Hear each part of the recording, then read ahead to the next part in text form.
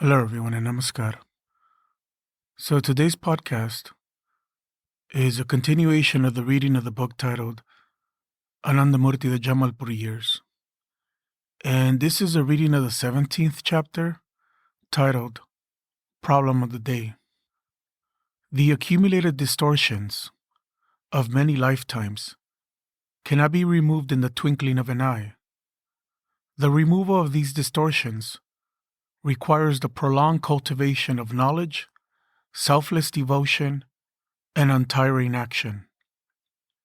The world expects tremendous work from you, so you must not sit idle like a frog in a well under the spell of inertia. Therefore, arise and awake.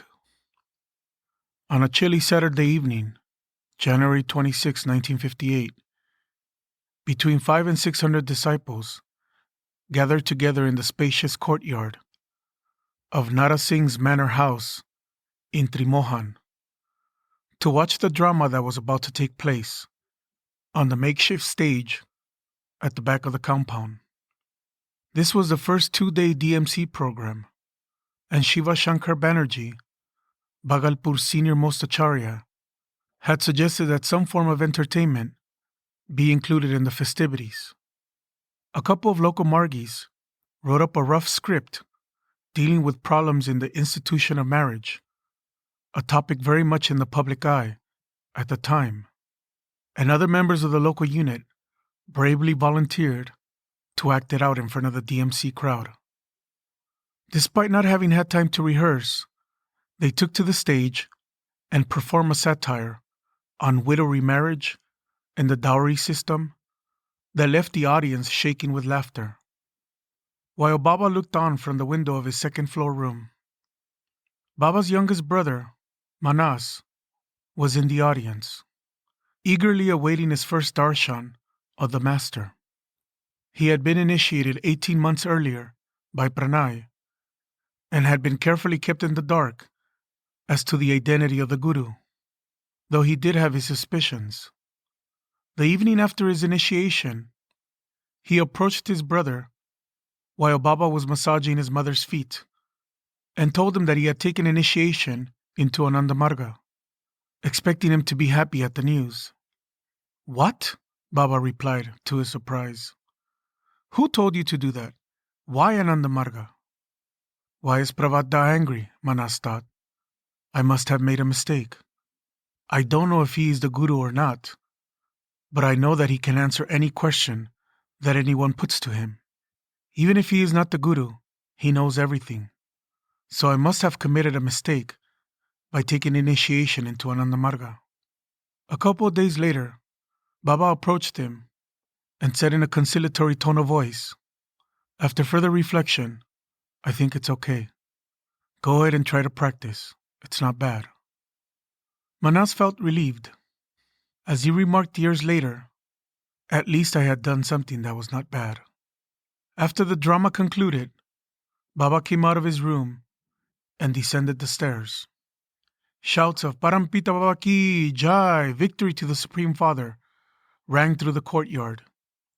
When Manas saw his brother making his way toward the stage, he turned to the Margi next to him and asked, "Where is Baba? I don't see him." The Margi pointed to his brother and said, "What do you mean, you don't see him? That's Baba." Manas gave a shout, overjoyed to discover that his brother was indeed the Guru of Ananda Marga.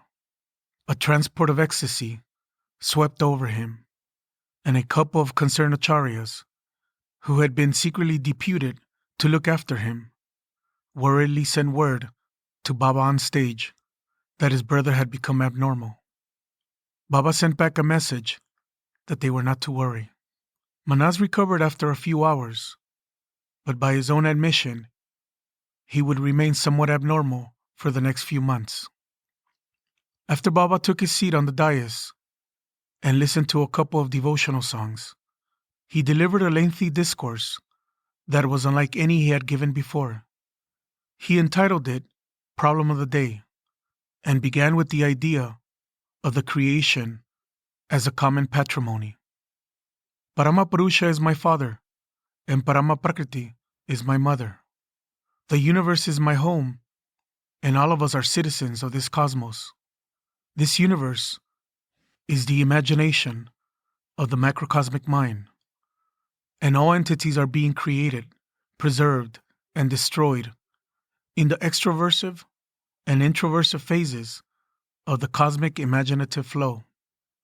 In a personal way, when a person imagines something in their mind, for that moment, that person is the owner of the thing and no one else.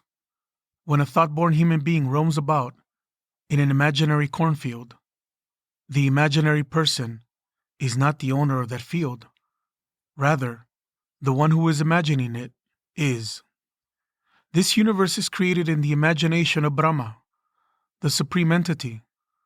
So the ownership of this universe lies with Brahma and not with the microcosms created out of Brahma's imagination. None of the property of this earth, movable or immovable, belong to any particular individual.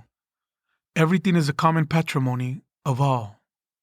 After developing the idea of human society as a joint family, pointing out that nature has not assigned any portion of this property to any particular individual, and drawing parallels to the traditional property rights of joint families in ancient India, Baba launched into a scathing indictment of capitalism, making no effort to mince his words. The capitalists of this modern world are anti-dharma, anti-social creatures. To accumulate their massive wealth, they reduce others to skin and bones, forcing them to die of starvation. To dazzle people with the glamour of their garments, they compel others to wear rags. To increase their own vital strength, they suck dry the vital juice of others. A member of a joint family cannot be considered a social being if he or she does not possess the feeling of oneness with the other members of that family, or if he or she does not want to accept the lofty ideal of joint rights and the principle of rationality. The analysis of capitalism that followed led Baba to a conclusion that will soon see him branded in India as a social revolutionary. When the entire property of the universe is the common inheritance of all its creatures, how can there be any justification for a system in which some are rolling in the lap of luxury, while others are dying for want of a handful of grain? Considering the collective interest of all living beings, it is essential that capitalism be eradicated. It was Baba's contention that the capitalist mentality, or as he put it, the ambition to become rich by exploiting others, was a psychic disease. If the longing of the human mind does not find the proper path leading to psychic and spiritual fulfillment, it becomes engaged in accumulating excessive physical wealth by depriving others. When capitalists declare, "We have amassed wealth by our talent and labor. If others have the capacity and diligence, let them also do the same. Nobody is preventing them," they do not care to realize that the volume of commodities on the earth is limited, whereas the requirement is common to all. Excessive individual affluence, in most cases, deprives others of the minimum requirements of life. Baba went on to discuss what methods should be adopted to put an end to capitalism, while he emphasized that nothing would be better, if it were possible, than the eradication of capitalism by friendly persuasion and humanistic appeals. He made it clear that the untold millions who were suffering could not wait indefinitely for good sense to prevail among the exploiters. His argument flew directly into the face of the Gandhian ideal of nonviolence, an ideal that was, as Baba would later explain, a distortion of the ancient yogic principle of ahimsa, non-injury to other living beings. Though the humanistic approach works in some cases, in most instances, it does not produce any result. And even where it does work, it takes a very long time. So, wherever necessary, Capitalism must be forced to abandon its ferocious hunger by taking strong measures. Tremendous circumstantial pressure will have to be created. To create this circumstantial pressure, the application of force is absolutely necessary. Those who believe that the non-application of force alone is ahimsa are bound to fail. No problem in this world can be solved by adopting this kind of ahimsa.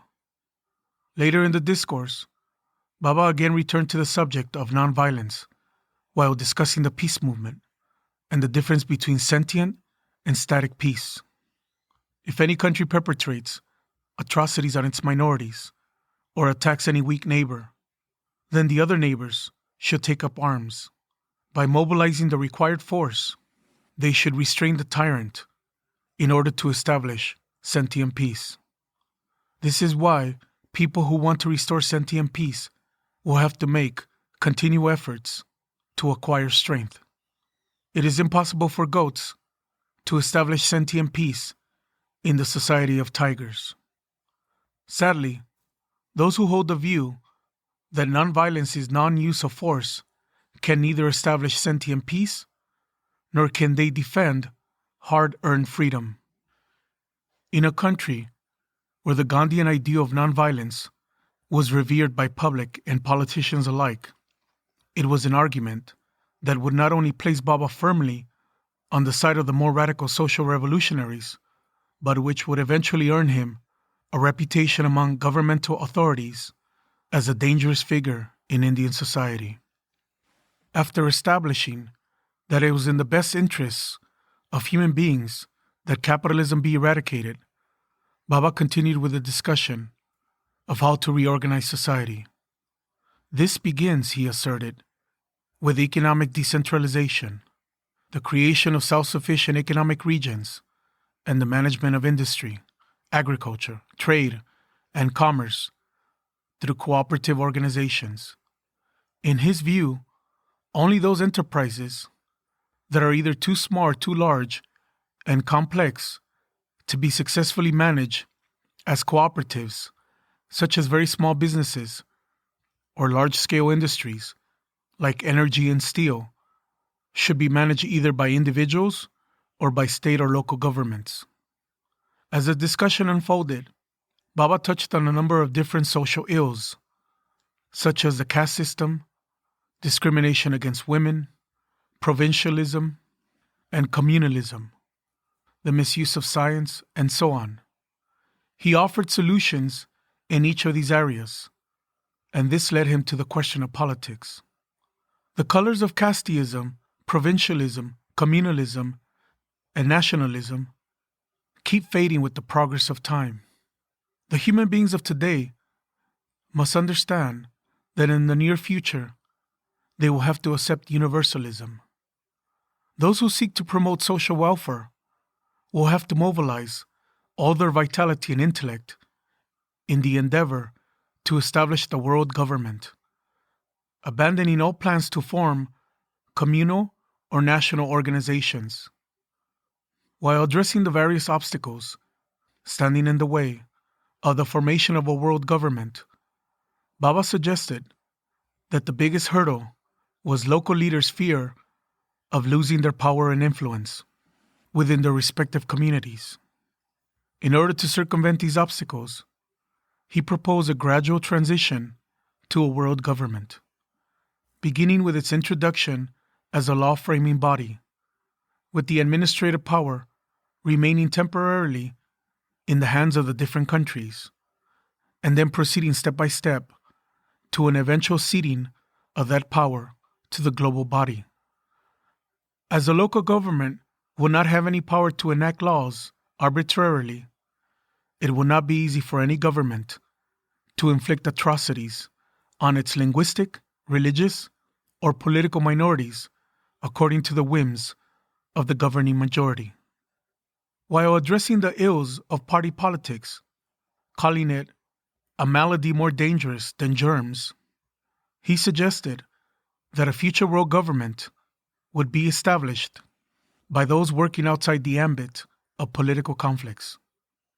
The greatest social welfare for the human race will be accomplished if those who aspire to establish the world government, or Ananda Parivara, engage themselves only in constructive activities and selfless service, instead of wasting their vital energy in the vortex of politics or in political conflicts. Those states which cooperate with such missionaries in their social service activities will be considered to be desirous of establishing the world government, or Ananda Parivara. The common people of those states which do not cooperate will become agitated, and those agitated people will form the world government, or Ananda Parivara, through revolution. In his political analysis, Baba did not hesitate to point out the defects inherent in democracy. He emphasized that, as a system of government, democracy cannot be accepted as the highest and best. Among all the systems human beings have been able to devise so far, democracy cannot be considered to be the best of a bad lot. After discussing some of these defects, he gave his disciples the first glimpse of the principles of governance that would become a cornerstone of his social philosophy. Leadership, he suggested, can only be entrusted to those who have attained a high measure of ethical, mental, and spiritual perfection through rigorous training. Such people he called Sadvipras. To them, he assigned the responsibility of guiding society.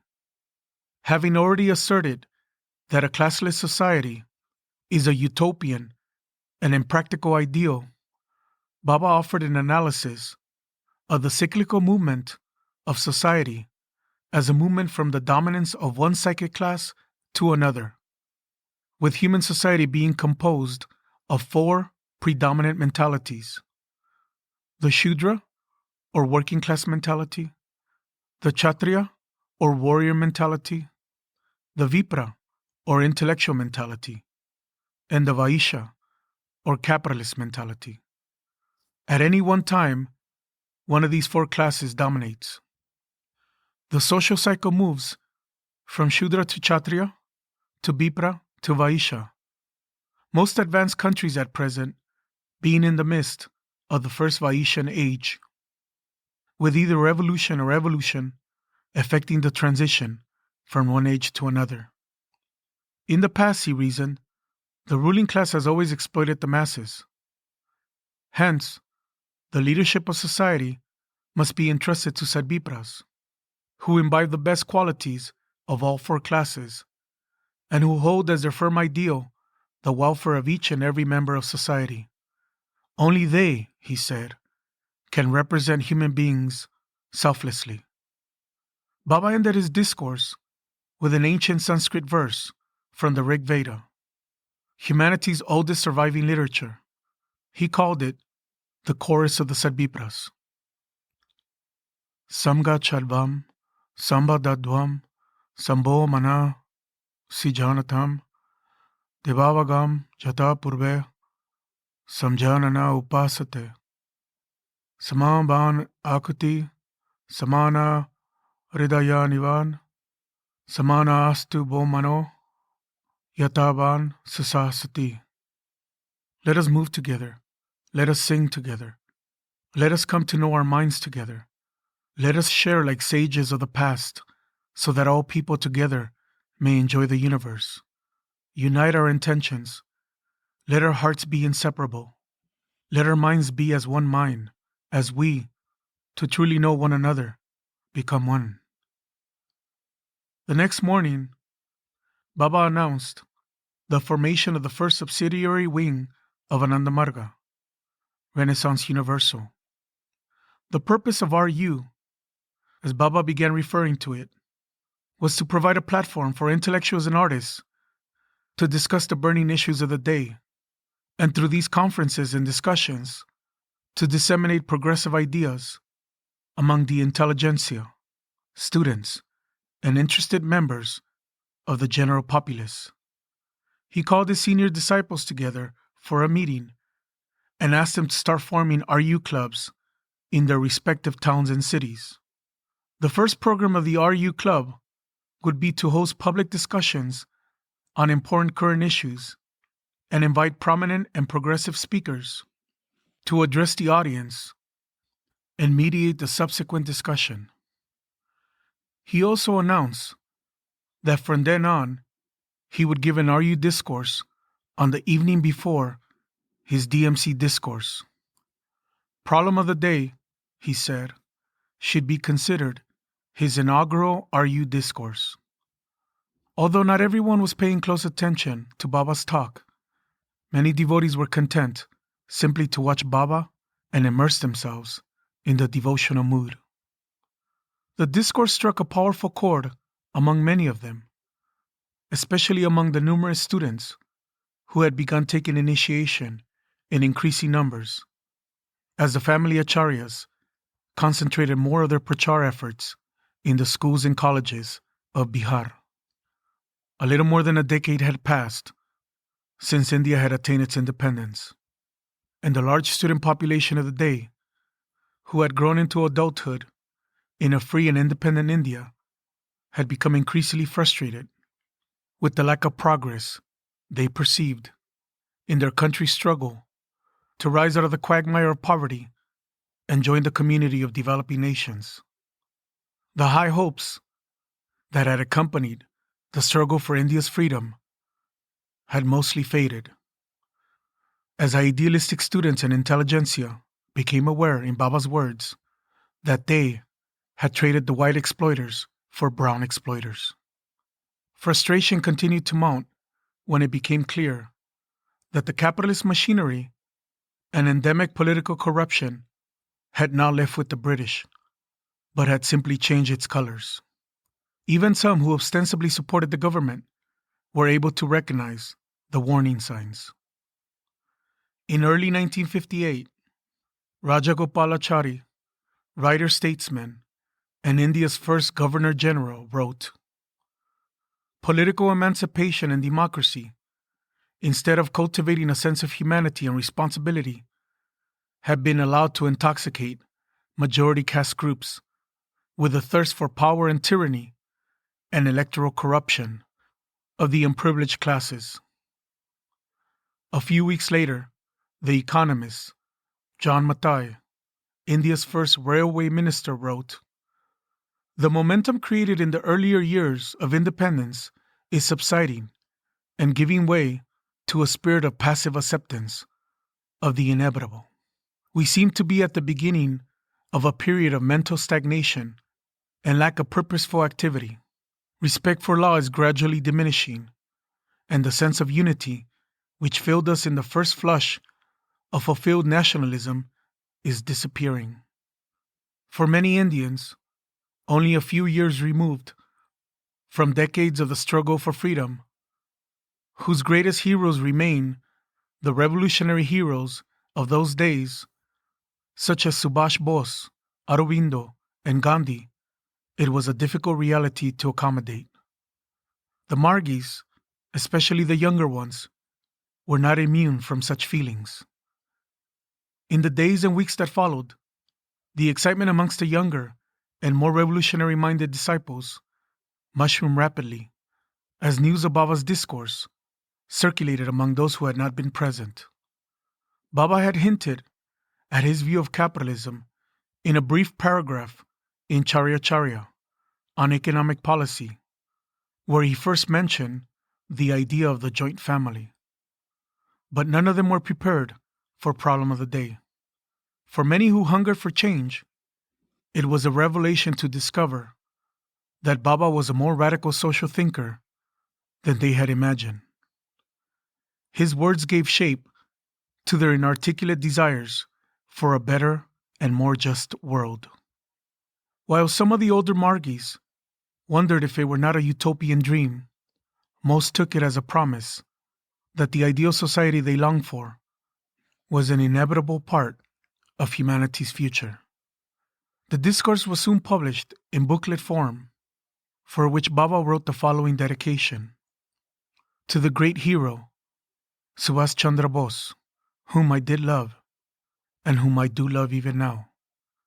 It was not only a reference to the various demonstrations in which Baba has shown that the revolutionary hero was still alive, but even more so, a signal that it was time for a revolutionary consciousness to take birth among his disciples.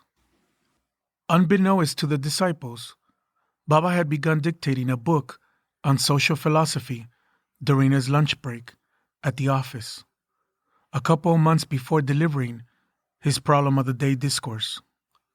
These noontime dictation sessions had long since become a regular part of his office life. In the previous few years, he had used them to redictate his DMC discourses, which were collected into the series entitled Subhasita Samgraha. His regular stenographer was Sushil Dar, a co-worker and initiate from a different department. Several Margis were deputed to take notes during the DMC talks, but these notes ended up being more of a synopsis of Baba's discourse, since none of them were trained in shorthand and Baba spoke quicker than anyone could write. At a later date, Sushil would bring these notes with him to the office. Baba would ask him to read out the first couple of lines, and thereafter, he would begin dictating the original discourse over again in his mother tongue, Bengali, often expanding on a topic that had been limited by the time constraints of a spoken lecture. The new book, a separate work, rather than the redictation of an earlier talk, was entitled Human Society Part 1, consisting of 5 chapters.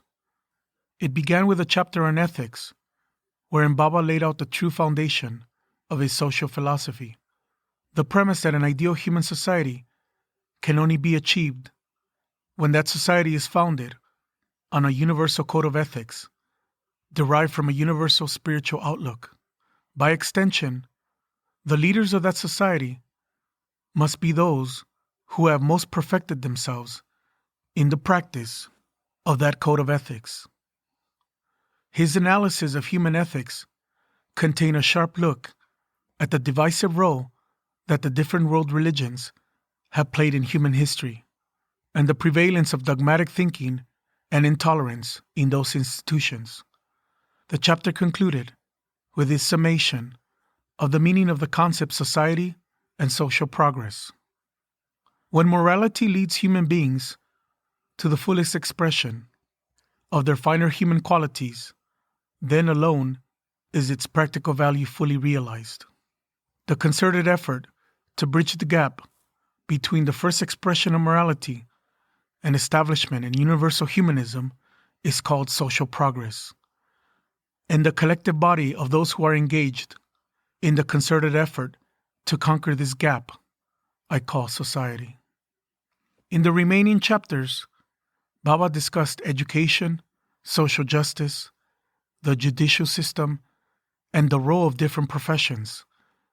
He analyzed the impact of these areas of human life on human society, the problems facing humanity at this juncture in our evolution, and the role that each area needs to play in the formation of an ideal society. With the appearance of Problem of the Day and Human Society Part 1, the disciples now had a social philosophy to go along with their already extensive spiritual philosophy. The spirit of that social philosophy had been summed up in Baba's very first DMC discourse, The Gradual Evolution of Society, back on New Year's Day, 1955. But what had been a distant image on the horizon would now become a part of their daily reality. From this point forward, Baba would begin laying even stronger emphasis on his mission, exhorting his disciples not only to spread the ideals of spirituality and do social service, but to work toward the formation of an ideal human society, asking them to shoulder nothing less than full responsibility for the transformation of a planet.